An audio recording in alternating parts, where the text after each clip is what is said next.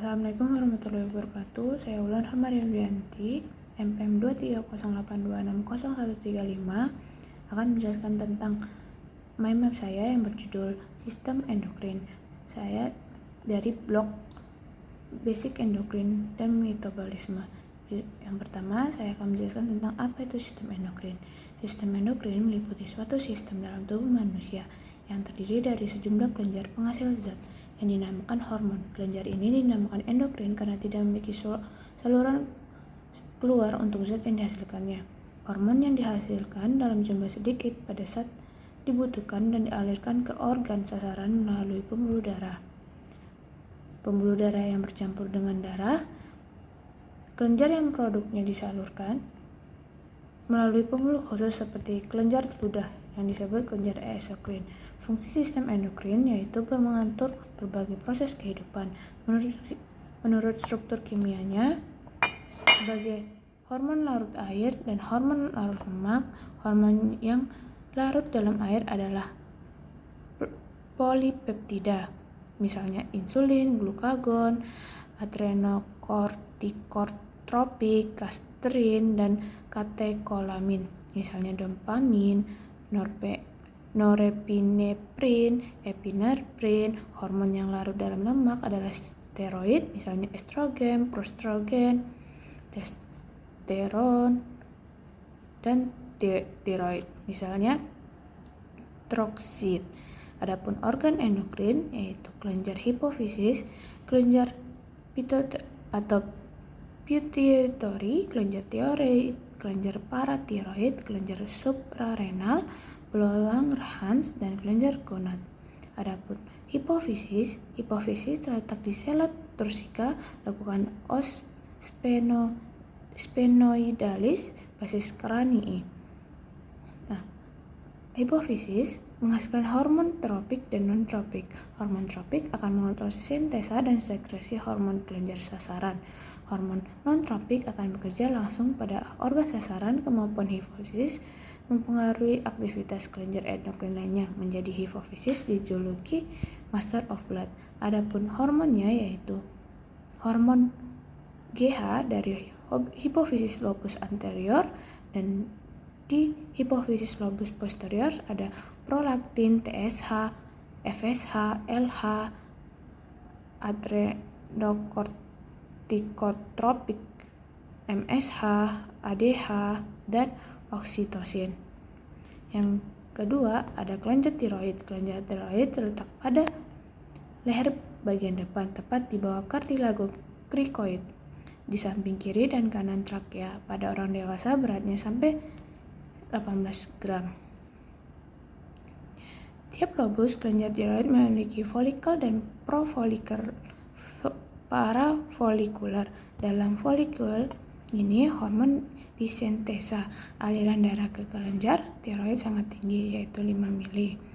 Lobus kanan tiroid mendapatkan suplai darah yang lebih besar dibandingkan lobus kiri. Kelenjar tiroid menghasilkan 3 jenis hormon, yaitu T4, T3, yang keduanya disebut dengan satu nama yang sama, yaitu hormon tiroid dan kalsitonin.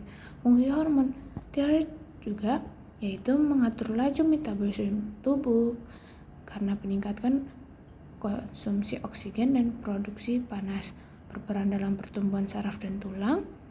Pada fetus mempertahankan sekresi GH dan gonadotropin, menambah kekuatan kontraksi otot jantung dan menambah irama jantung, merangsang pembuluh sel darah merah, dan mempengaruhi kekuatan dan ritme pernapasan sebagai kompensasi tubuh terhadap kebutuhan oksigen akibat metabolisme. Dan ada kelenjar paratiroid. Kelenjar paratiroid berjumlah 4 dan letaknya menempel pada bagian anterior dan posterior kedua lobus kelenjar tiroid. PTH merupakan hormon protein dari kelenjar paratiroid yang mengatur metabolisme kalsium dan fosfor. Peningkatan PTH mengakibatkan peningkatan absorpsi kalsium di ginjal, intestinum, dan tulang, sehingga terjadi kenaikan kadar kalsium dalam darah. Beberapa kerja Hormon ini meningkatkan dengan adanya vitamin D. PTH juga cenderung menurunkan kadar fosfor darah. Yang keempat ada kelenjar adrenal. Manusia memiliki 2 buah kelenjar adrenal yang masing-masing melengkap pada bagian atas ginjal.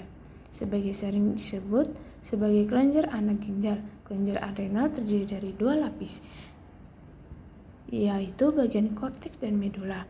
Korteks adrenal ada 3 kelas hormon steroid, yaitu mineralokortikoid, glukokortikoid, dan androgen. Dan adapun yang kelima ada pankreas, terletak di retroperitoneal, rongga abdomen atas, dan terbentang horizontal dari cincin duodenal kalian. Pankreas sebagai organ endokrin didukung oleh pulau-pulau Langerhans. Pulau Langerhans tersusun atas kumpulan sel yang terdiri dari sel alfa, beta, dan delta. Sel alfa menghasilkan glukagon, sel beta menghasilkan insulin, sel delta menghasilkan somatostatin. Glukagon memiliki efek yang berlawanan dengan insulin. Efek glukagon adalah menaiki kadar glukosa darah melalui konversi glukagon menjadi glukosa dalam hati. Glukagon disekresikan oleh pankreas sebagai respon terhadap penurunan kadar glukosa darah. Dalam meningkatkan kadar glukosa darah, glukagon merangsang glikogenolisis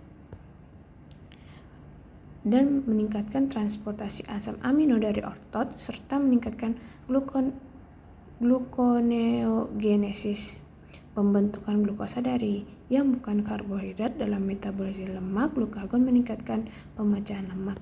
Dan yang terakhir ada kelenjar gonad. Kelenjar gonad terbentuk pada minggu-minggu pertama gestasi.